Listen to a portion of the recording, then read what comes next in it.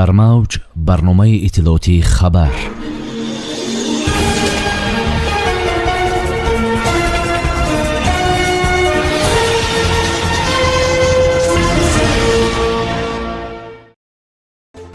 соли 2023 миёни тоҷикистон ва чин хатти ҳавоӣ ифтитоҳ меёбад.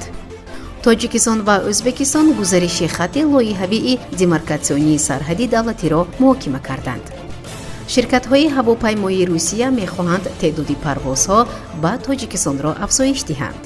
тақвими таътили ҳамагонии соли навӣ дар Тоҷикистон. давандаи тоҷик дар остона медал гирифт. дар 6 моҳаи аввали соли 2023 лоиҳаи кушодани хатти ҳавоӣ миёни ҷумҳурии Тоҷикистон ва ҷумҳурии мардумии Чин пурра ба анҷом мерасад, иттилоъ медиҳад Амид Ховар. чанде пеш оид ба ҳолати кунунии лоиҳаи кушодани хатти ҳавоӣ миёни Тоҷикистон ва Чин бо иштироки муовинони директори генералии корхонаи воҳидии давлатии Тоҷик аэронавигатсия ва намояндагони ҳайати Чин ба таври маҷозӣ ҳамоиш сурат гирифт. дар ҳамоиш масъалаҳои техникӣ ва насби таҷҳизоти авиатсионӣ, баррасӣ ва корҳои анҷомдодаи ҳарду ҷониб рӯзнамоӣ гардид. зикр шуд, ки дар айни замон насби таҷҳизоти аэронавигатсионӣ идома ёфта барои хатти лоиҳаи мазкур системаи ADS-B то охири соли 2022 муҷаҳҳаз гардонида мешавад. ҳангоми парвози ҳавопаймо дар баландии 11000 метр мавҷҳои таҷҳизот минтақаи парвозӣ ва ҳатто 65 километр берун аз хатти сарҳади давлатӣ фазои ҷумҳурии мардумии Чинро низ идора хоҳанд кард. инчунин дар ин давра бояд таҷҳизоти нави DME, системаи назорати MLIT, таҷҳизоти бурдани алоқаи барқии авиатсионӣ ва якчанд системаҳои ҳозиразамон насб карда шаванд. ин таҷҳизот хизматрасонии ҳаракати ҳавоиро дар ин минтақа пурра таъмин менамояд. дар шаҳри Гулистони ҷумҳурии Ӯзбекистон вохӯрии навбатии гурӯҳҳои кории Комиссияи муштараки демаркатсионии Тоҷикистону Ӯзбекистон баргузор гардид. дар ин бора Амид Ховар бо истинод ба Вазорати корҳои хориҷии ҷумҳурии Тоҷикистон хабар медиҳад. дар вохӯрӣ пешниҳодҳои тарафҳо оид ба гузариши хатти лоиҳавии демаркатсионии сарҳади Тоҷикистону Ӯзбекистон мавриди муҳокима қарор гирифтанд. зимни музокирот тарафҳо корҳои анҷомдодаро дар соли равон натиҷагирӣ карда нақша ҷадвали вохӯриҳоро барои соли оянда мувофиқа намуданд. дар поёни нишаст протоколи дахлдор ба имзо расид. вохӯрии навбатӣ дар ҷумҳурии Тоҷикистон баргузор хоҳад шуд. ширкати ҳавопаймоии Уральские авиалинии тасмим гирифтааст, ки басомати парвозҳо ба 3 шаҳри Тоҷикистонро афзоиш диҳад. онҳо мехоҳанд, ки шумораи парвозҳо дар як ҳафта аз 3 ба 7 маротиба ба Бухтар ва Кӯлоб афзоиш ёбад ва ҳамчунин ҳафтаи 5 маротиба ба шаҳри Хуҷанд низ парвоз кунанд. ширкати дигари ҳавопаймоии Русия бо номи Red Wings тасмим гирифтааст, ки ҳафтаи 5 маротиба аз Перм ба Душанбе парвоз кунад.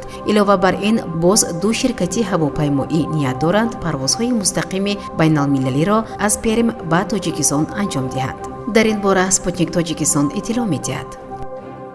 федератсияи иттифоқҳои касабаи мустақилии Тоҷикистон эълон кард, ки сокинони кишвар дар оғози соли нав ҳадди ақал 2 рӯз истироҳат хоҳанд кард. ба иттилои манбаъ таъҷили соли нав 1 январ ба рӯзи якшанбе рост меояд. бинобар ин таътил рӯзи дигар низ идома хоҳад ёфт. бар асоси банди 5 моддаи 89 кодекси меҳнати Тоҷикистон, агар рӯзи истироҳат ба иди ғайрикорӣ рост ояд, таътил ба рӯзи аввали корӣ баъд аз ид гузаронида мешавад. ҳамин тариқ тоҷикистониён дар таътили 2 рӯза 1 ва 2 январ метавонанд фарорасии соли навро таҷлил кунанд. онҳое ки ҳафтаи кории 5 рӯза доранд, якбора 3 рӯз, яъне санаи 31 декабри соли равон ва 2 рӯзи аввали соли 2023 истироҳат хоҳанд кард.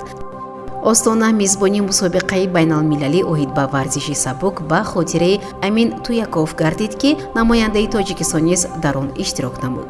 ба иттилои Кумитаи миллии олимпии Тоҷикистон, дар ин мусобиқа варзишгари тоҷик Илдар Аҳмадиев зӯрозмоӣ карда медали биринҷӣ ба даст овард. тавзеҳ дода шуд, ки Аҳмадиев дар 2 мусобиқа иштирок карда дар дав ба масофаи 60 метр бо натиҷаи 6 дақиқаву 89 сония ҷойи сеюмро гирифт. дар ҷойи аввал дар ин масофа варзишгарон аз Гонконг Хонг Кит Ли бо нишондоди 6 дақиқаву 77 сония ва Кам Чин Шак бо нишондоди 6 дақиқаву 75 сония сазовор шуданд, омадааст дар иттилоия.